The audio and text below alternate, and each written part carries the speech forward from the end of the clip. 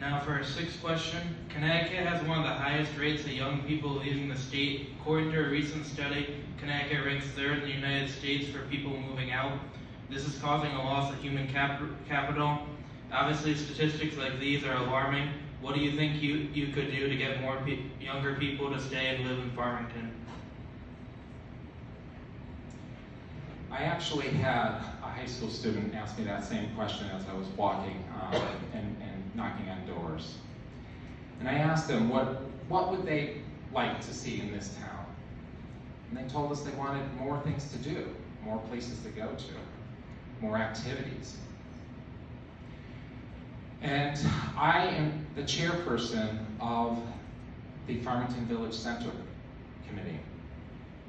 And that's one opportunity that this community has to help attract young individuals, young families, to want to stay in our community. That area, I was on planning and zoning 2 years ago, and we changed the zone over there to make it mixed use. And what does that mean? It's a combination of retail, restaurants, and living, apartments. But in order to do that, we still got to deal with our infrastructure, and we still got to, deal with the state and try to address the concerns that the community has about that property, environmental concerns.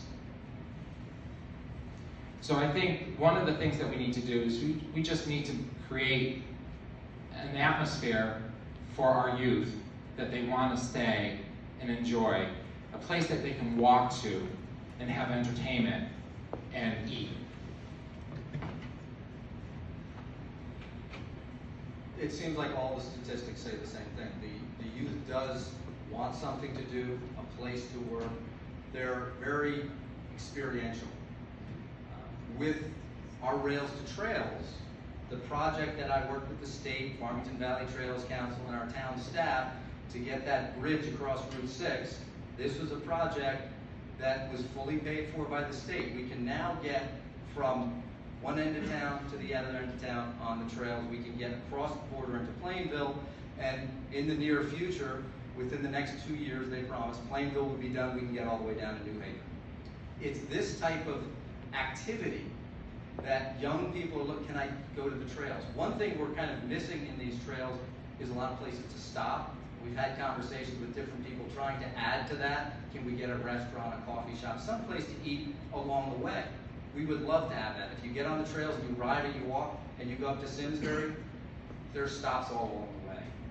I've been involved in doing the things that are trying to draw some of the students back in. Far too many of my friends and my own family, when they reach that age, are going to another city because it's more exciting, there's more things to do. We do need to reach out, and that's why I mentioned earlier the transportation. If they could hop on a train and get to New York or Boston, maybe we can keep them home a little bit longer. Yeah, just continuing on the work that I've been doing with the chairing of the Farmington Village Center Committee. We're definitely creating new things for our youth. We're creating a walkable map that will show where they can go and see historic sites and places to eat and places to shop.